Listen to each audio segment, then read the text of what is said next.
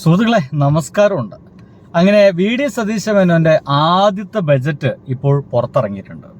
അതിനെപ്പറ്റി കൊടുമ്പരി കൊണ്ട ചർച്ചയൊക്കെ നടക്കുന്നുണ്ട്. ബജറ്റിനെ കുറിച്ച് പറയാൻ അല്ലെങ്കിൽ അതിന്റെ കണക്കുകളെ കുറിച്ച് ഒക്കെ അവതരിപ്പിക്കുന്ന വെച്ച് കഴിഞ്ഞാൽ ഭയങ്കര ബോറം പരിപാടിയായിരിക്കാം എന്ന് എനിക്ക് തോന്നിപ്പോകുന്നു. പലർക്കും അതൊന്നും കേട്ടിരിക്കാൻ വലിയ താല്പര്യമൊന്നുമില്ല എന്നുള്ളതാണ് ഞാൻ കരുതിയിട്ടുള്ളൊരു കാര്യം. പക്ഷേ എന്നാൽ ഞാനൊരു കാര്യം പറയട്ടെ സുഹൃത്തുക്കളെ, ഈ ബജറ്റ് എന്ന് പറയുന്നത് കഴിഞ്ഞ തവണ നമ്മുടെ LDF ഗവൺമെന്റ് പ്രഖ്യാപിച്ച ബജറ്റിൽ നിന്ന് അതിൽ നിന്ന് വലിയ മാറ്റങ്ങളൊന്നും സംഭവിച്ചിട്ടില്ല എന്ന് മാത്രം മനസ്സിലാക്കിയാൽ മതി. ഒപ്പം തന്നെ ഒരു വലിയ സാമ്പത്തിക ബാധ്യത ഉണ്ടെങ്കിൽ തന്നെ അതിനെ മറികടക്കാനുള്ളൊന്നുമില്ല. നമ്മൾ ചെറുപ്പത്തിലെ എനിക്കിത് ആ ബജറ്റ് അവതരണം മുഴുവൻ കണ്ടപ്പോഴേ എല്ലാ പദ്ധതികൾക്കും വളരെ കുറച്ച് തുകയാണ് ഇങ്ങനെ മാറ്റി വെച്ചിരിക്കുന്നത്. പണ്ട് നമ്മൾ ചെറുപ്പത്തില് ചിലപ്പോൾ ഒരു 10 പൈസ 20 പൈസയൊക്കെ നമുക്ക് വീട്ടിൽ നിന്നൊക്കെ കിട്ടുക. അതുകൊണ്ട് ഒരു മിഠായി വാങ്ങിച്ച് നമ്മൾ എന്ത് ചെയ്യും? ചിലപ്പോൾ കുറെ ആൾക്കാരുണ്ടാവും, നമ്മൾ അതൊരു കടിക്കലാണ്, വായിട്ടിട്ട് കടിച്ച് കഷ്ണമാക്കും, എന്നിട്ട് അതിൽ നിന്ന് ഇങ്ങനെ കൊടുക്കും. ഭാഗ്യമുള്ളവന് കുറച്ച് വലിയ കഷ്ണം കിട്ടും, എന്നാലും നമ്മൾ തന്നെയാണ് വലിയ കഷ്ണത്തിൽ ഉടമ ഉണ്ടാവുക കേട്ടാ. അത് വേറെ കാര്യം. സുഹൃത്തുക്കളെ, എന്തായാലും ഈ ഒരു ബജറ്റ് വന്ന സമയത്ത് പ്രതീക്ഷിച്ച കുറെ സംഗതികളുണ്ട്. ഇന്ന് അത് മാത്രമേ പറയുന്നുള്ളൂ. പ്രതീക്ഷിച്ച കുറെ കാര്യങ്ങളുണ്ട്. അതിൽ ഒന്നാമത്തെ ഒരു വലിയ പ്രതീക്ഷ ഇന്ദിരാ ഗ്യാരണ്ടിയിൽ ഒരു വാഗ്ദാനമായിരുന്നു. ഒരു പക്ഷെ അടുത്ത ബജറ്റിലോ അല്ലെങ്കിൽ അടുത്ത ബജറ്റിലോ, അങ്ങനെ ഇനിയും ബജറ്റുകൾ കുറെ വരാനുണ്ടല്ലോ, അങ്ങനത്തെ ഏതെങ്കിലും കാലഘട്ടത്തിൽ ഒരു ബജറ്റിൽ ആ ഒരു ഇന്ദിരാ ഗ്യാരണ്ടി ഇവർ പ്രഖ്യാപിക്കുമെന്ന് തന്നെ വിചാരിക്കാം. അതെന്താന്ന് വെച്ച് കഴിഞ്ഞാൽ ഇന്ദിരാ ഗ്യാരണ്ടിയിലെ പ്രധാനപ്പെട്ട ഒരു വാഗ്ദാനമായിരുന്നു ക്ഷേമ പെൻഷൻ 3000 രൂപയാക്കി ഉയർത്തുമെന്നുള്ളത്. പക്ഷെ അതിനെപ്പറ്റി ഒരു വാക്ക് മിണ്ടിയിട്ടില്ല. ക്ഷേമ പെൻഷൻ ഇപ്പോഴും പിണറായി വിജയൻ പ്രഖ്യാപിച്ച 2000 തന്നെയാണ് കിട്ടുന്നത്. അതെങ്കിലും കിട്ടിയാൽ മതിയായിരുന്നു എന്നാണ് ഇപ്പോൾ പല ആളുകളും പറയുന്നത്. ഞാൻ അങ്ങനെ എന്തായാലും പറയാൻ പോകുന്നില്ല.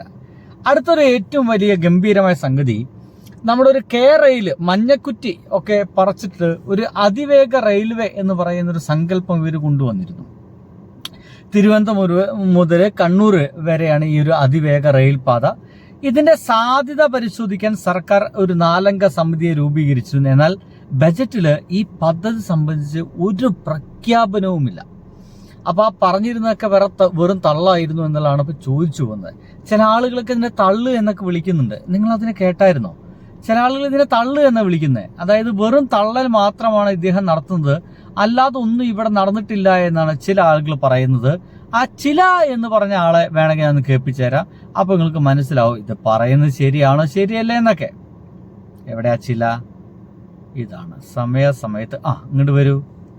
സ്വകാര്യവൽക്കരണം, ഭൂമി കച്ചവടം, പിന്നെ കുറച്ച് വാതക കസം, ഇതൊക്കെ കൂടിയാൽ ബഡ്ജറ്റ് കൂടുന്നതാണ്. ഒന്നുകൂടി കേൾക്കാലോ.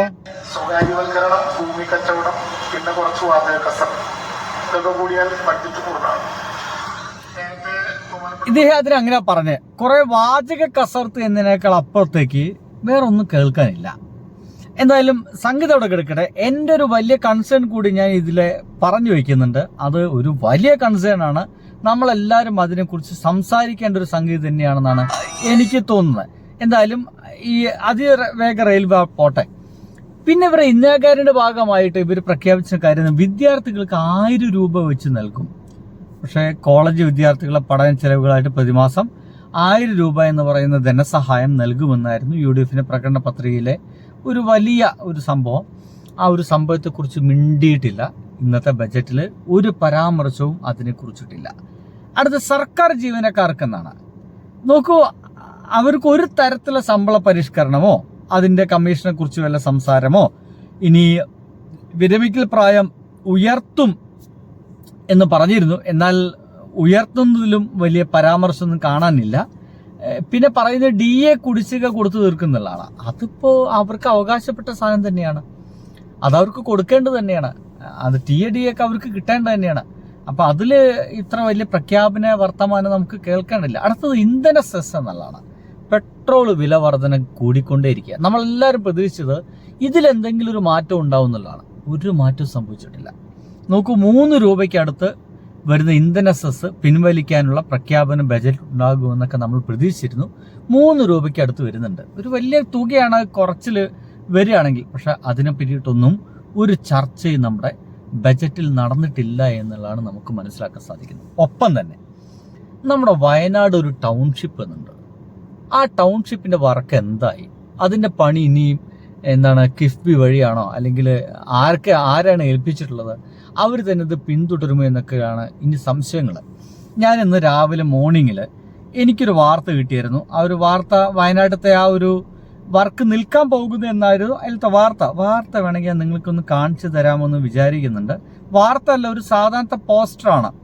എന്തായാലും ആ പോസ്റ്റിൽ പറയുന്നത് വയനാട്ടിലത്തെ ആ ഒരു ടൗൺഷിപ്പില്ലേ, അത് വർക്ക് ഏകദേശം നിന്നു എന്നാണ് പറയുന്നത്. ഞാൻ നേരെ തന്നെ എൻ്റെ പ്രിയ സുഹൃത്തുക്കൾക്ക് വയനാട്ടിൽ 1-2 പേർക്ക് അയച്ചു കൊടുത്തപ്പോൾ പറഞ്ഞത് നിന്നിട്ടില്ല, വളരെ മന്ദഗതിയിലാണ്, അവിടെ ഇവിടെ ഒക്കെ എന്തൊക്കെയോ വർക്ക് നടക്കുന്നുണ്ട്. എനിക്ക് തോന്നുന്നത് അത് ആരെയാണോ വർക്ക് ഏൽപ്പിച്ചത് അവരുടെ കാര്യത്തിൽ എന്തൊക്കെയോ സംശയമൊക്കെ ഈ ഗവൺമെന്റ് പ്രകടിപ്പിച്ചിരുന്നു. ആ സംശയമൊക്കെ മാറിയിട്ടാണോ ഇനി